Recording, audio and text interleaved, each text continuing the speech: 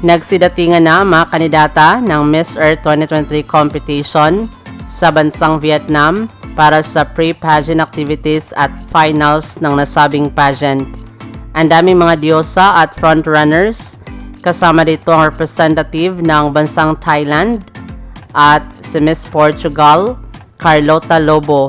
Sila ngayon ang maladyosa ang ganda at strong contestants ng nasabing competition.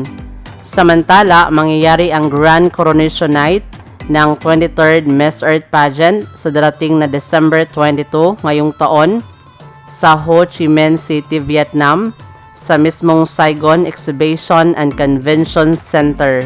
Maraming salamat sa panonood. Para maging updated ka, huwag kalimutang mag-subscribe.